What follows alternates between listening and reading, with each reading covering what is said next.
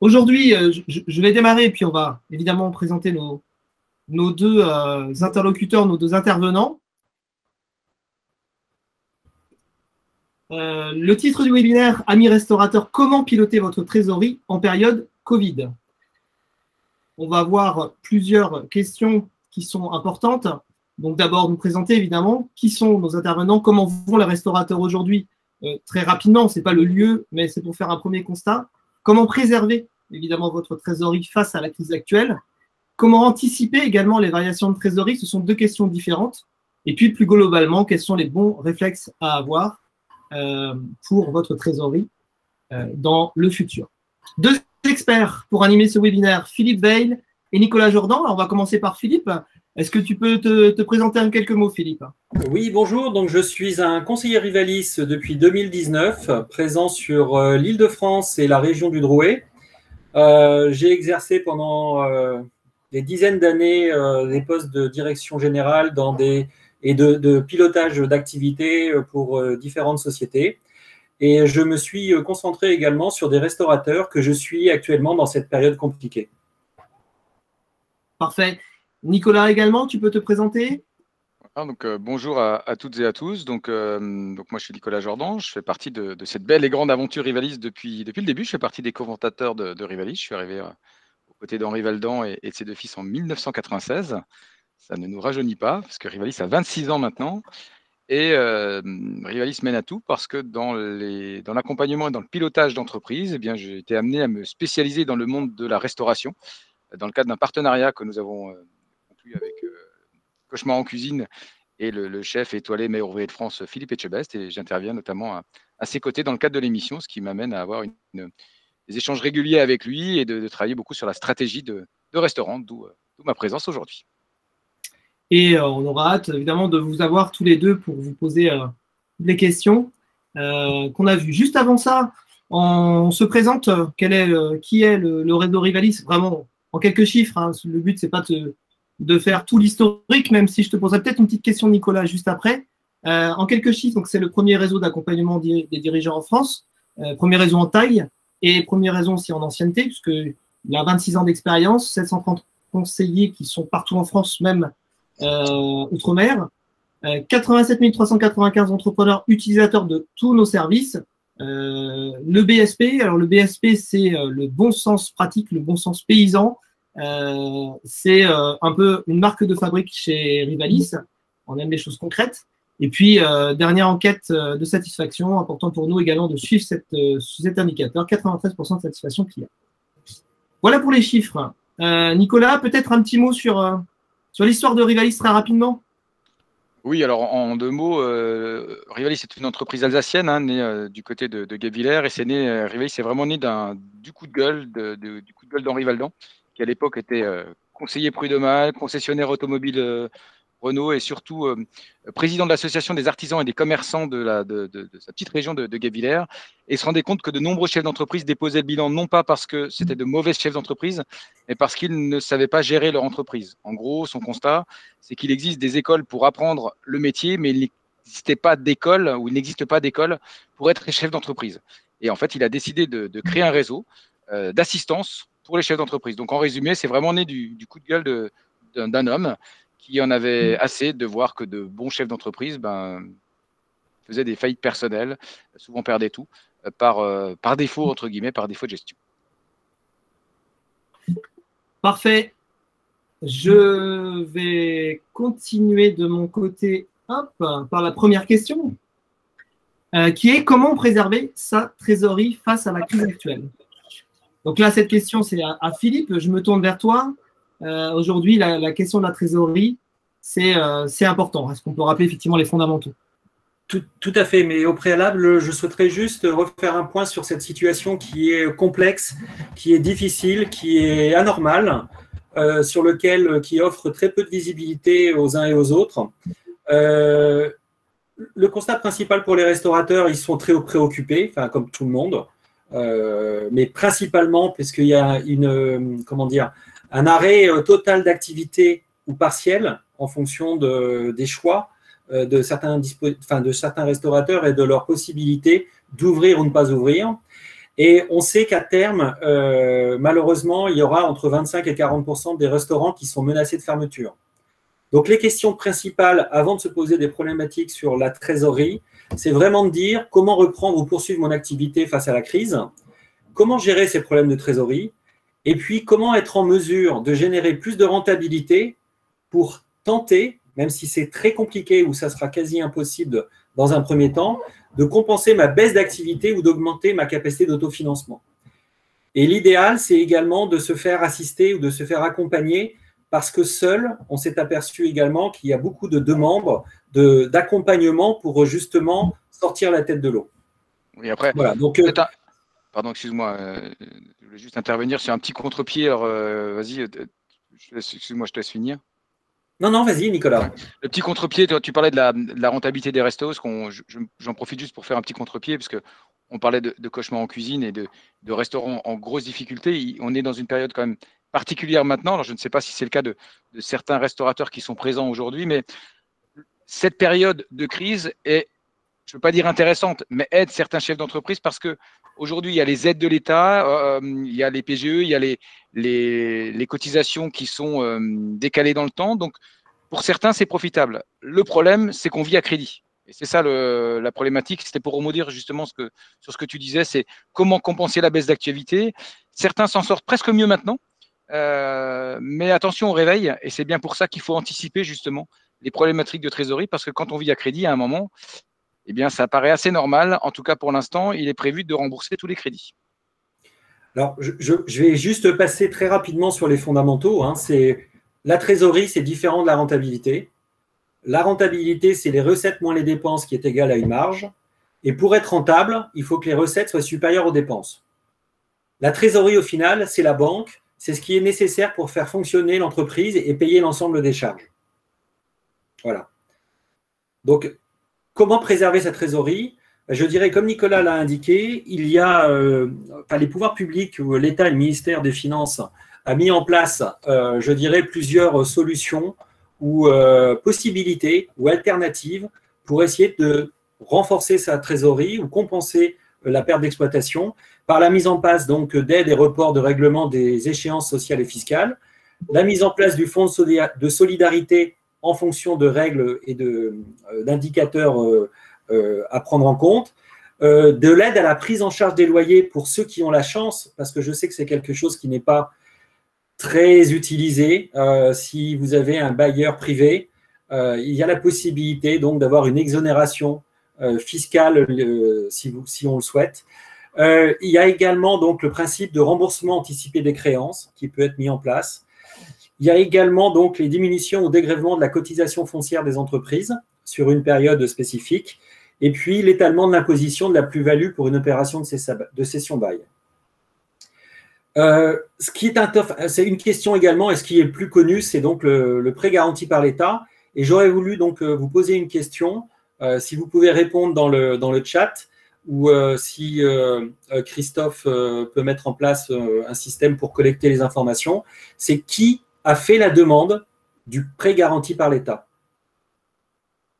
Il nous serait intéressant de profiter justement de ce webinaire pour avoir un aperçu par rapport à nos amis restaurateurs présents pour savoir qui a fait cette demande ou qui ne l'a pas encore demandé. Et peut-être, voilà, de combien, peut-être effectivement, comme la papotière l'indique. Donc, c'est quoi? C'est 6 000 €. Et peut-être si vous pouvez préciser aussi, c'est comment vous avez estimé le besoin? Tout à fait. Donc, la solution du prêt garanti par l'État est celle qui est le plus communément connue, mais vous avez aussi des prix directs de l'État, vous avez les dispositifs de financement de BPI France, les prêts rebonds, il y a le chômage en activité partielle, l'aide des régions. Vous avez dans certaines régions, vous avez des prêts, c'est moi pour l'Île-de-France par exemple, la région Île-de-France a mis en place un prêt résilience qui dans un premier temps proposait donc de bénéficier à des entreprises avec un prêt à taux zéro d'un montant maximum de 50 000 € et qui, devant le nombre de demandes, est passé à 30 000. Vous avez également le chèque numérique pour aider aussi les restaurateurs à se digitaliser, c'est-à-dire à mettre en place des solutions web permettant peut-être de capturer d'autres clients. Et puis, donc, il y a l'ajournement des charges et d'autres comment dire, alternatives. Le plus important pour nous, c'est donc… Oui, ok. Donc, je laisse le slide ici, effectivement, avec la liste de ce que tu viens de dire. On continue, vas-y, dis-moi. Voilà, donc on sait que la trésorerie, c'est le nerf de la guerre. Et c'est ce qui est le plus important, parce que c'est ce qui va permettre, de passer le cap. Ben, concrètement, ce que l'on préconise, c'est vraiment de mettre en place un plan de trésorerie. Pourquoi? Ben, surtout pour avoir de la visibilité et connaître, en fin de compte, ses besoins. Anticiper, si vous avez fait la demande du PGE ou si vous allez le faire, c'est également intéressant vis-à-vis de votre établissement bancaire partenaire de lui proposer donc un remboursement, c'est-à-dire d'imaginer à quelle échéance vous allez le rembourser, soit au bout d'un an si vous ne l'avez pas utilisé, soit en profiter comme un crédit avec un taux particulièrement attractif et pouvoir le rembourser donc sur différentes échéances. Ça vous permet également de gérer la saisonnalité. Mais c'est surtout aussi, c'est un élément qui va vous permettre de mettre en place des choses très factuelles pour pouvoir échanger et discuter avec votre partenaire bancaire et surtout vous rendre plus serein.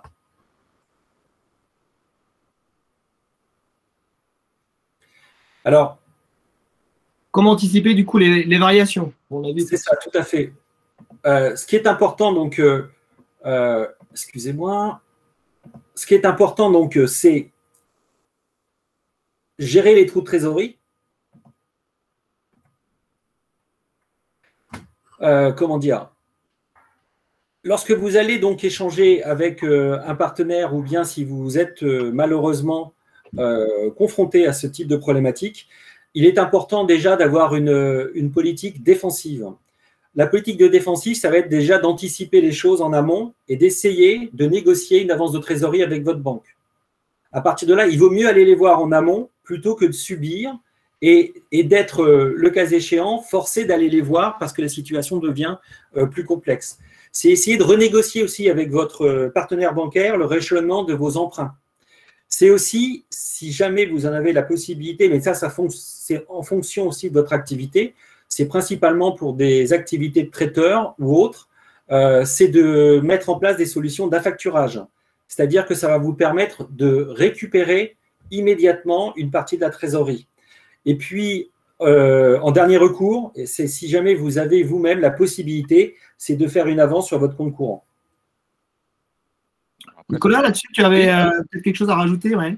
Oui, on peut aussi éventuellement imaginer quelque chose. C'est un dispositif qu'on a utilisé déjà dans le cadre de Cauchemar en cuisine, qui est un cas particulier parce que les restaurateurs se font offrir une nouvelle cuisine, pour ceux qui connaissent l'émission, et cette cuisine appartient donc aux restaurateurs. Donc, ils ont du matériel, et ce matériel, il existe des sociétés qui font ce qu'on appelle du leaseback, donc qui sont capables de racheter ce matériel alors qu'il appartient au restaurateur. Donc, le restaurateur le revend. Peut-être, c'est votre cas, vous avez possibilité de revendre votre piano ou enfin, certains éléments de votre cuisine. Sauf que la société de leaseback n'a que faire de ce matériel, donc va vous le relouer. En résumé, vous vendez quelque chose dont vous étiez propriétaire, vous en devenez locataire, vous le louez pendant quelques mois pour éventuellement ensuite le racheter. L'intérêt de ce dispositif, c'est que vous pouvez obtenir comme ça des fois des 5, 10, 15, 20 000 euros de trésorerie très rapidement. Parce que c'est ce qu'on appelle donc le principe du leaseback. On l'a mis notamment en place dans le restaurant La Table, à Hyères, par exemple, pour ceux qui connaissent l'émission. Et puis également, donc c'est le moment de réfléchir à la rentabilité de votre établissement et de la rentabilité de votre offre. Donc c'est à partir de là, donc vous avez la possibilité aussi de recontacter vos fournisseurs et ils ont besoin de vous, vous avez besoin d'eux. C'est de trouver peut-être la possibilité de renégocier un allongement des délais de paiement avec vos fournisseurs, ou bien les conditions. C'est aussi la possibilité de réaliser des audits, en fin de compte, de l'ensemble de vos charges et principalement essayer de réduire l'ensemble de vos charges fixes. Renégocier vos contrats d'assurance, renégocier éventuellement ou demander donc une diminution de vos contrats ou avec votre expert comptable, avec votre partenaire bancaire, avec l'ensemble, en fin de compte, des fournisseurs ou des partenaires qui vont vous permettre justement d'améliorer votre rentabilité, que ce soit du court terme ou du moyen terme. Et ça vous permettra également de pouvoir échanger avec eux. Et je pense que vous pourriez être surpris parce que certains fournisseurs, du fait de l'arrêt total ou partiel des établissements de restauration, ils ont également d'autres problèmes. Donc, je pense que c'est le moment aussi de pouvoir échanger avec eux. Et puis, tiens, j'ai un exemple, je te coupe juste, mais un exemple tout vécu de la semaine dernière avec un comptable qui suit un établissement dont on a la charge, les comptables, eux aussi, ont entre guillemets, des problèmes de trésorerie et demandaient aux restaurateurs de payer certains éléments. Bon, il s'avère que mon point de vue, c'est qu'en 2020, le comptable n'était pas extrêmement présent dans cet établissement et on a transigé, on a profité du PGE justement de l'entreprise pour payer le comptable. C'est une dette, c'est normal, c'est dû, mais on a réussi à faire baisser sa lettre de mission. Alors, c'est pas énorme, mais on a fait baisser de 15%. Mais bon, quand vous récupérez 15% comme ça que vous pouvez payer avec un prêt garanti par l'État qui, quelque part, ne vous coûte rien, donc ça peut être intéressant. Donc, en gros, n'hésitez pas à négocier avec vos fournisseurs. On n'est pas en position de force non plus, mais en tout cas, c'est intéressant de pouvoir négocier avec eux et pour leur apporter éventuellement des fonds, si vous en avez bien sûr la possibilité, suite à la trésorerie que vous avez au PGE, mais pour baisser les honoraires du coup. Je ne dis pas que tout le monde le fera, mais déjà, d'échanger avec vos fournisseurs vous permettra également de tisser un lien et peut-être plus fort parce qu'eux aussi ont des problèmes et peut-être que c'est le moment justement d'essayer de passer le cap ensemble. À partir de là, donc, il y a aussi ce que disait tout à l'heure Nicolas vis-à-vis de l'ISBAC, c'est de changer la politique d'investissement. Et peut-être que sur du très court terme, il est plus important de prioriser les contrats de location et les crédits plutôt que l'acquisition du matériel. Peut-être reporter les investissements et faire de la location sur le court terme. Tout ça pour préserver votre trésorerie. Ok. Voilà, on a vu effectivement pas mal de moyens. On va regarder maintenant quels sont peut-être les bons réflexes à avoir par la suite pour continuer justement à avoir une trésorerie positive. Alors, je dirais grosso modo, c'est mieux vaut prévenir que guérir. C'est-à-dire qu'il est fondamental pour un chef d'entreprise de connaître son besoin en fin de roulement. C'est-à-dire qu'il faut vraiment avoir un pilotage qui soit vraiment très pointilleux et dans cette période qui soit vraiment à la semaine, au mois, enfin peut-être même pour certains au jour le jour, pour justement connaître ses besoins. Il est important aussi, dans une période où tout se passe bien, de se prémunir en garantissant une marge de sécurité. Je pense qu'une question que je souhaiterais également poser à l'ensemble de la communauté, c'est avez-vous mis en place des indicateurs, des indicateurs clés de suivi, et principalement au quotidien? Ou est-ce que c'est quelque chose que vous ne faites pas et que vous, ayant dans une activité traditionnelle ou normale, un flux, je dirais, de chiffre d'affaires, c'est quelque chose qui n'est pas au goût du jour? Vous pouvez répondre pour le coup dans la partie messagerie, dans le chat. Donc, est-ce que vous avez mis en place des indicateurs clés au quotidien pour suivre justement à la fois votre activité et aussi votre trésorerie, on parle de chiffre d'affaires, de résultats, de trésorerie, de l'ensemble des indicateurs importants de l'entreprise. Alors, il est aussi très commun, je dirais, dans la période actuelle, mais c'était aussi sur tout un langage qui est de nouvelles technologies, de mettre en place de l'agilité. Et l'agilité, ça veut dire également d'adapter son modèle en fonction des événements. C'est-à-dire qu'il y a des nouvelles habitudes de consommation qui sont en train de se mettre en place. Le télétravail va occasionner certainement des nouveaux modes de fonctionnement à la fois pour les convives, la livraison à emporter ou d'autres choses. Donc, il est intéressant de profiter de cette période pour se poser des bonnes questions et essayer peut-être d'imaginer quels pourraient être les bénéfices ou les avantages à mettre en place des choses différentes par rapport à ce que vous avez au jour d'aujourd'hui ou ce que vous utilisez au jour d'aujourd'hui au sein de vos établissements. Et puis, le nerf de la guerre, j'allais dire, il y a la trésorerie qui est défensive et la trésorerie offensive, c'est réfléchir à de nouvelles sources de revenus. C'est essayer de capturer une nouvelle typologie de clients ou de convives. Nicolas, là-dessus, est-ce que tu as aussi un exemple, cauchemar en cuisine, à dire?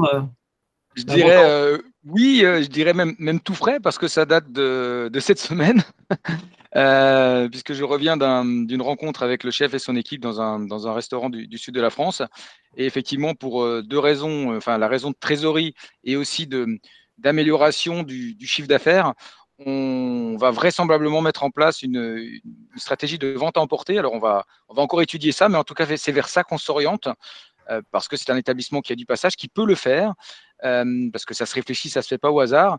Mais effectivement, notre stratégie est d'améliorer, de capter une clientèle supplémentaire qui n'existait pas par cette vente à emporter, par le fooding, qui est une tendance actuelle. Et notamment, tu l'as dit à juste titre, Christophe, il y a aujourd'hui, avec le télétravail, il y a une baisse je dirais, de la clientèle, notamment à midi. Donc, il faut trouver d'autres solutions pour capter de la clientèle. D'accord, donc on a vu beaucoup de choses là sur la partie trésorerie, l'essentiel des aides, la partie effectivement prévoir la trésorerie avec un plan de trésorerie, les bons réflexes à avoir, éviter les trous de trésorerie. Vous avez déjà pas mal de cordes à votre arc pour les actionner toutes. Là, ce que je vous propose, puisqu'il est 23, donc le webinaire, la présentation s'arrête à 30 et après, comme ça, on va pouvoir passer aux questions. On aura le temps en 15 minutes d'aborder des questions un peu plus particulières. Donc, n'hésitez pas, si vous avez des questions, évidemment, à les poser au cours de la présentation maintenant pour qu'on puisse les aborder juste après. On va regarder peut-être un peu plus ce qu'on fait. Je rebondis sur ce que tu disais juste avant. Le cas de la vente à emporter, comme tu disais, ça se réfléchit. Et donc, on fonctionne un peu au cas par cas, c'est-à-dire qu'il faut aussi analyser chaque restaurant pour savoir quelles sont les meilleures actions à mettre en place. Donc, ce que nous apportons depuis 26 ans en restaurateur, on peut peut-être le détailler un peu, Nicolas? Oui, tu as raison. Nous, on fait j'ai coutume de dire qu'on fait du sur-mesure et pas du prêt-à-porter. Chaque établissement est différent, chaque cas est différent. Est-ce que vous avez acheté un fonds de commerce? Est-ce que vous êtes propriétaire des murs? L'endroit où vous êtes situé? Donc tous ces éléments-là sont importants à prendre pour les études, justement, de calcul de rentabilité. Mais si on prend vraiment ce que Rivalis fait depuis 26 ans, c'est effectivement de l'analyse de rentabilité pour chaque préparation de plat, chaque menu. On travaille aussi sur la partie commerciale, donc l'équilibre de la carte, les meilleurs tarifs à appliquer en application du principe d'Omnes que vous devez connaître. On optimise bien sûr la trésorerie, on vient d'en parler. On apporte, et j'ai vu que certains, et effectivement, Karim a réagi en disant oui, évidemment, on ne peut pas faire autrement que d'avoir des indicateurs de mesure, mais on a vu que certains n'en avaient pas. Donc, nous, ce qu'on apporte, c'est vraiment une vision en temps réel sur les chiffres de l'établissement, de suivre les objectifs, donc de faire des prévisions, de regarder si on avance, si on est en avance ou en retard par rapport à ces objectifs. On aide les chefs d'entreprise à prendre les bonnes décisions en fonction de la situation, sur les investissements, sur les embauches. Et il y a effectivement un conseiller Rivalis qui se déplace à tout moment pour échanger avec les chefs d'entreprise que nous accompagnons, pour leur donner les bons conseils.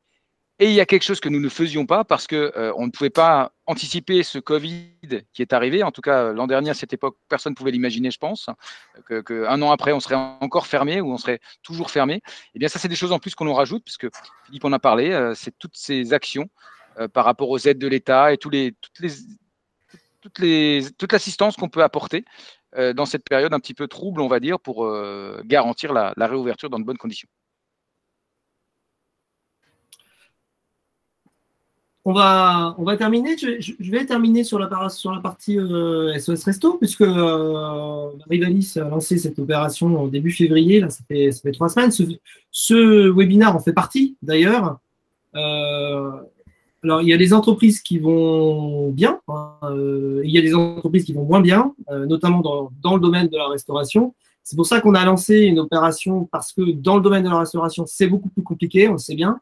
Depuis début février, avec des conseillers Rivalis, on est 730 partout en France, qui se mettent à disposition justement des dirigeants d'établissements, de restaurants, pour les accompagner de façon gracieuse. Donc, on met vraiment en avant cette opération pour que vous en profitiez, évidemment, que vous puissiez contacter un conseiller, faire le point sur votre situation, voir ce qui est possible de faire, voir si vous avez eu les aides qu'il fallait, justement analyser la trésorerie comme on l'a vu aujourd'hui.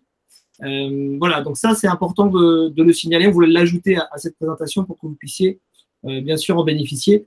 Et je vous propose, sauf évidemment si vous ne le souhaitez pas, mais là vous m'indiquez un nom ou autre que dans votre message, dans la messagerie, que votre conseiller local prenne contact avec vous dans ce cadre dans les prochains jours pour tout simplement se présenter déjà et puis s'échanger tout simplement pour voir où vous en êtes et voir comment améliorer votre situation si elle est mauvaise ou l'augmenter si je dirais vous êtes plus en bonne position. Voilà, il faut toujours conforter les choses positives. Voilà, il est 16h28. On a voulu faire quelque chose d'assez court sur la partie présentation. Donc, on va passer maintenant aux questions. Est-ce que vous avez des questions justement sur la trésorerie de votre entreprise aujourd'hui?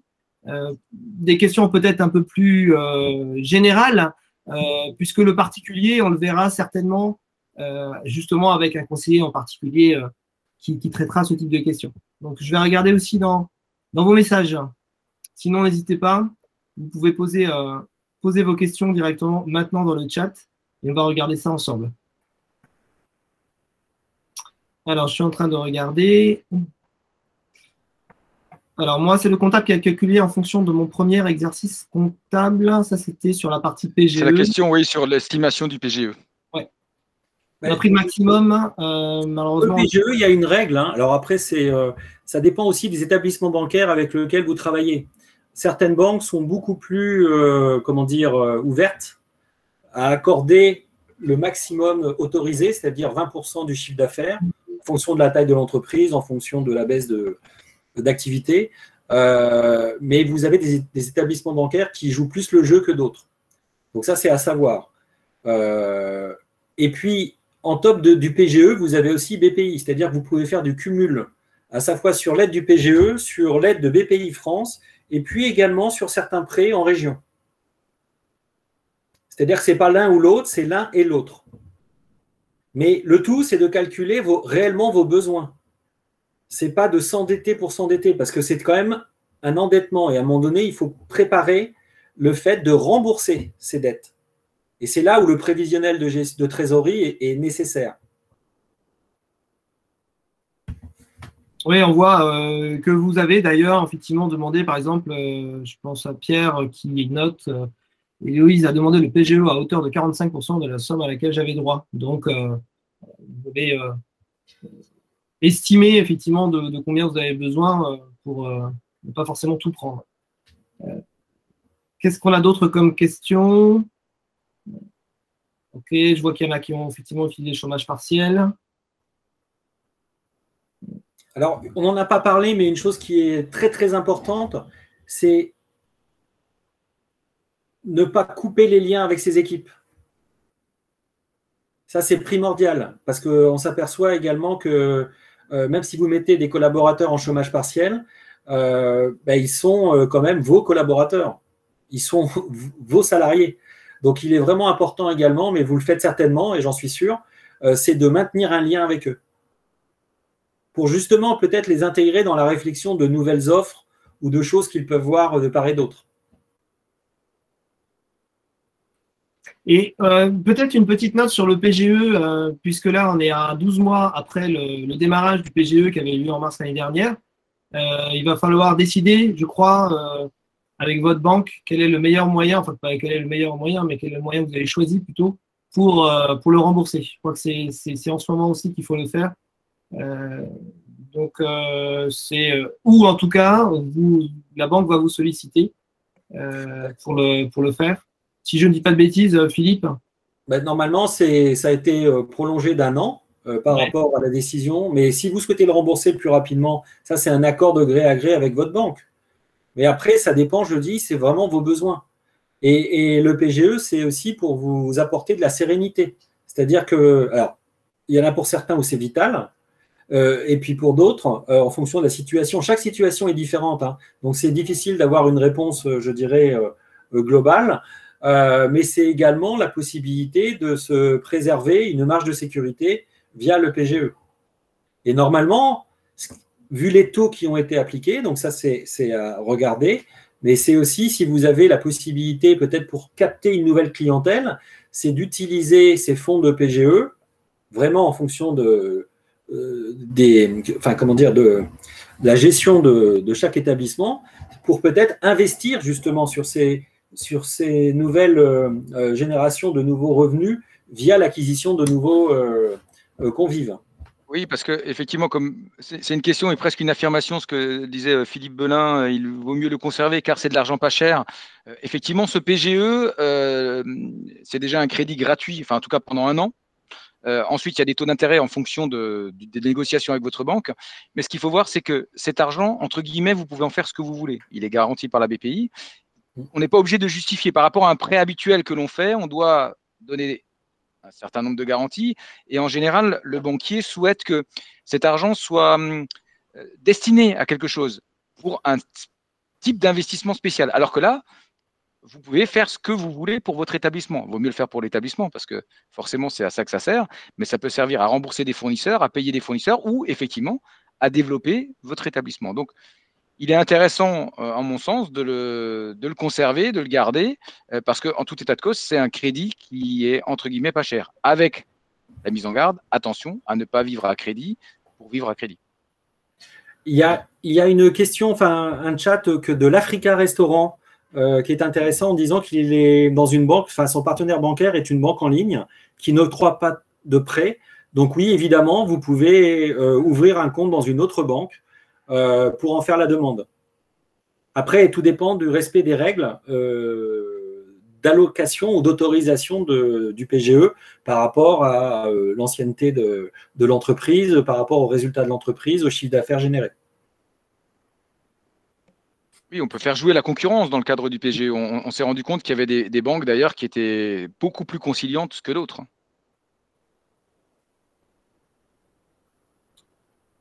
Si vous avez d'autres questions, n'hésitez pas. J'ai vu qu'il y avait Karim également qui nous demandait s'il y avait un site internet qui référençait l'ensemble des aides disponibles pour les entreprises, évidemment les restaurateurs, aides régionales, locales, européennes.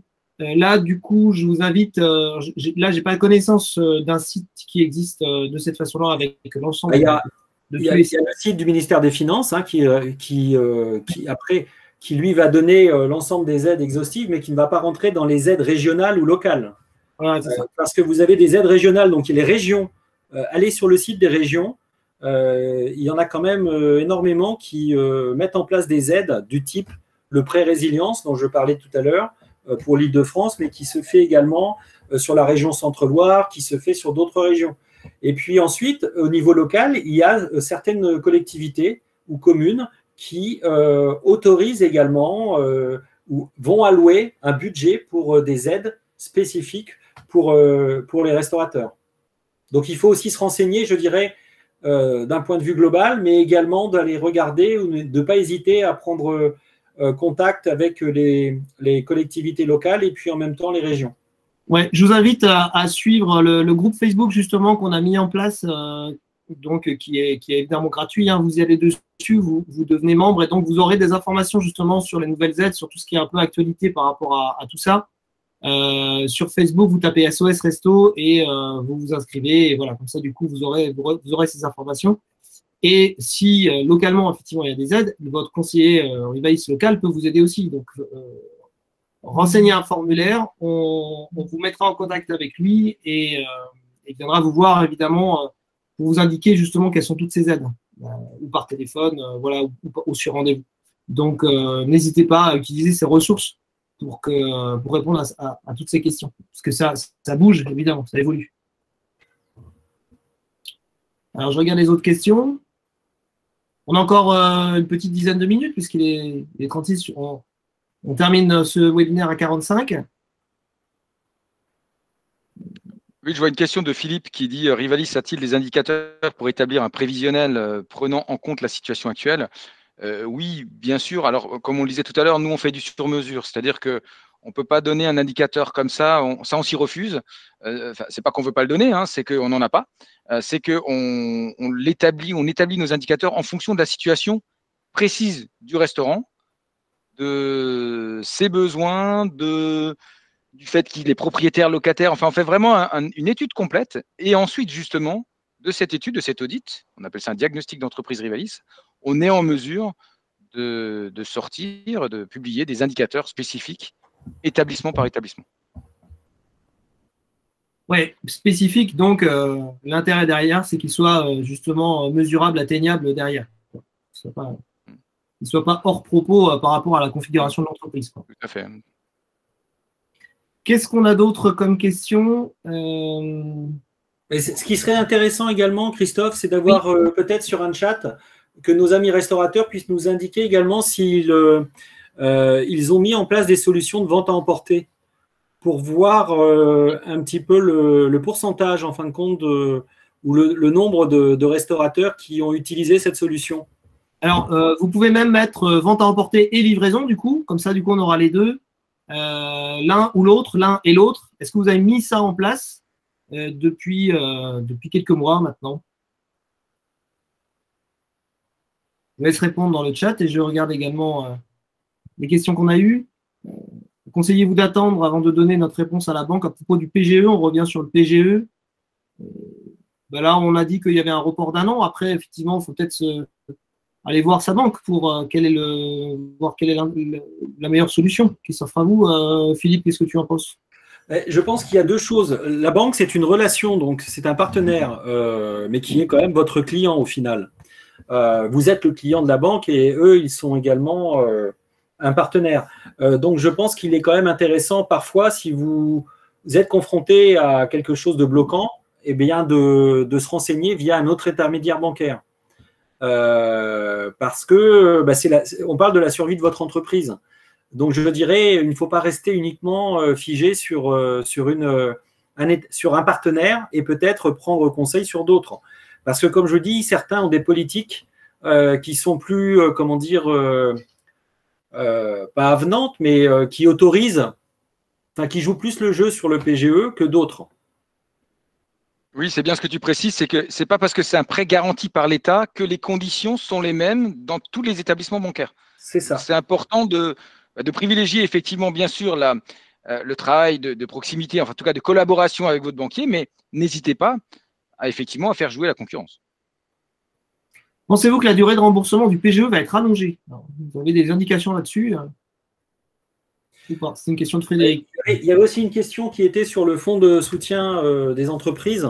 Je dirais que les informations tombent au compte-gouttes, hein, c'est en fonction de la situation également sanitaire et puis des décisions qui vont être prises par l'État et par le ministère des Finances. Donc, on a pas peu de visibilité, mais tant que les établissements, tant qu'on impose une fermeture totale ou partielle, je pense que l'État fera le nécessaire pour accompagner les restaurateurs ou autres entreprises qui en ont besoin. L'ACETA qui pose une question: connaissez-vous un logiciel de trésorerie synchronisé pour une comptabilité d'engagement autre que Agicap pour faire des simulations de scénarios de trésorerie? Tout à fait. Donc là, il faut faire appel à un conseiller et puis il va vous indiquer tout ça, je pense. Il existe mais un logiciel pour un logiciel ne sert à rien, c'est en fonction du besoin. Ça peut être le logiciel le plus complet au monde, mais si vous utilisez que 5% de ce qu'il autorise, je dirais, il vaut mieux échanger avec des personnes. Alors là, je veux dire, les conseillers Rivalis qui utilisent des logiciels adaptés pour des TPE, et c'est de valider en fin de compte le besoin que vous avez par rapport à ça. Et de vous aider à vous diriger sur certains logiciels que vous utiliserez. Il ne faut pas que ce soit trop compliqué non plus, parce que si c'est compliqué, vous ne l'utiliserez pas.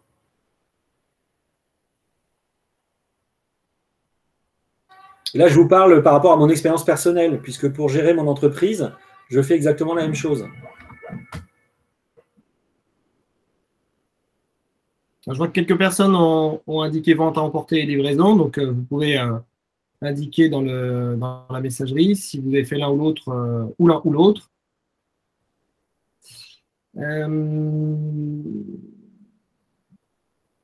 Mettre la vente à emporter, Pierre qui dit mettre la vente à emporter en place pour un gastro, ce n'est pas facile. Nous essayons, mais cela ne fonctionne que certains jours. Avez-vous des conseils?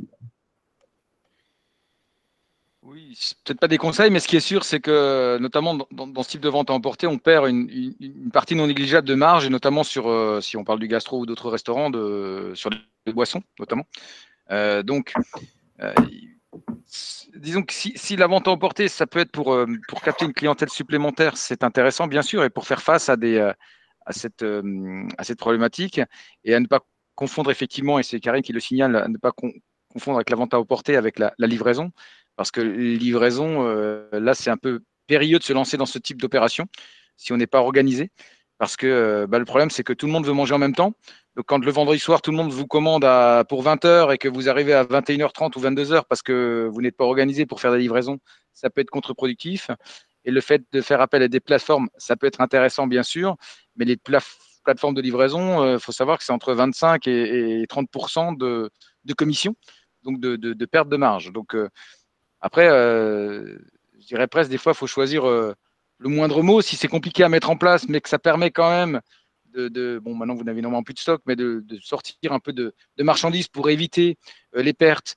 Comme le disait Philippe, pour rester en contact avec ses équipes, il peut quand même y avoir un intérêt, même si le résultat n'est pas énorme en gain, ça fait toujours un petit peu de chiffre d'affaires, donc un petit peu de trésorerie. Karim qui dit tout sans passer par les plateformes de livraison type Deliveroo qui pour moi profitent du désarroi des restaurateurs pour bouffer nos marges. Mes livreurs sont mes serveurs, au moins je sais que le service final sera pleinement maîtrisé. Quel est votre avis justement sur ce type de plateforme, Philippe et Nicolas, Deliveroo? Il est difficile pour nous de donner pour moi, de donner un conseil par rapport à une plateforme. C'est si vous en éprouvez le besoin et que vous n'avez pas d'autre solution. Par contre, un accompagnement par un conseiller Rivalis vous permettra de calculer la rentabilité que vous pourrez générer versus le chiffre d'affaires que vous allez générer et les coûts de la plateforme qui sont quand même relativement importants. Mais à partir de là, c'est chaque solution, il faut étudier en fonction de l'entreprise et du type de restauration que vous mettez en place. Oui, parce que quand vous dites mes livreurs sont mes serveurs, ça veut dire que vous les payez. Alors que si vous avez, par exemple, des personnes dans votre entreprise, du personnel qui bénéficient du chômage partiel, c'est de travailler en équipe du coup plus réduite. Et le coût du salaire que vous n'avez pas, je ne dis pas que vous pouvez le donner à la plateforme, hein, mais en tout cas, c'est on va dire, compensé. Maintenant, ce qui est certain, c'est que c'est une perte de 30% de marge, donc il faut entre 25 et 30% selon les contrats que vous arrivez à signer. Donc, il faut faire attention. Et puis ensuite, c'est lié à l'habitude du convive qui ne vient plus au restaurant. Et si vous le livrez, peut-être que son habitude de consommation ou le fait, si c'est un client régulier, il faut regarder le bénéfice et le désavantage. C'est Guili qui nous dit il y a des plateformes équitables qui émergent, Resto Paris, Relais Resto. Voilà. Donc vous avez aussi d'autres plateformes qui peut-être sont différentes en termes de fonctionnement. Et après, bien sûr, tout dépend où vous êtes situé, hein, parce que dans les grandes villes type Paris, Bordeaux, etc., les plateformes existent. Mais si vous êtes dans un petit village ou dans une toute petite agglomération, la question ne se pose même pas.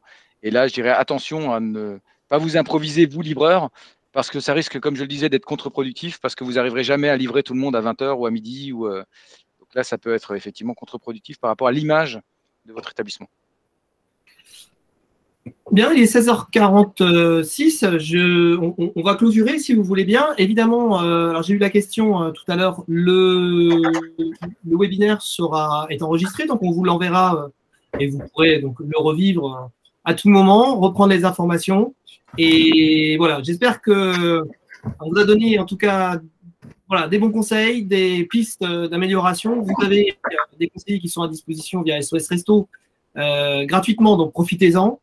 Ils vous contacteront là prochainement pour faire un point avec vous. Et puis, on espère que, en tout cas, on vous a redonné un petit peu le sourire aujourd'hui et qu'on vous reverra, nous, très bientôt aussi en tant que consommateurs, puisque vous nous manquez. Je pense que tout le monde le dit. Il y a une statistique qui vient de sortir qui dit que 65% des Français allaient, la première chose qu'ils allaient faire, c'est aller retourner au resto quand ils rouvriront. Donc, je pense que voilà, vous aurez du travail évidemment rentrant. En attendant, il faut quand même tenir le coup et il y a des solutions pour ça. Donc, et on est là pour évidemment vous les proposer. Je vous dis à très bientôt. Merci Nicolas, merci Philippe. Un plaisir. Merci également Christophe d'avoir organisé ce webinaire. Et puis n'hésitez pas à nous contacter si vous souhaitez plus d'informations. Et la proximité est aussi très intéressante, 730 conseillers partout sur le territoire. Oui, et on va faire ce type de webinaire de façon assez régulière, donc suivez-nous. Là, on était sur la trésorerie. Le prochain webinaire sera sans doute, pas encore fixé au niveau de la date, sur la rentabilité. Donc, voilà, des choses aussi à dire. Sur les équipes aussi, mais on va vraiment faire des focus. Voilà, vous serez évidemment cordialement invités pour suivre ces prochains webinaires. Voilà, je vous dis à très bientôt. Merci encore de votre participation. Et puis, je vais clôturer ce webinaire. Courage. Voilà, bon courage à toutes et à tous. Hein. Bon courage. Tenez le coup. À bientôt.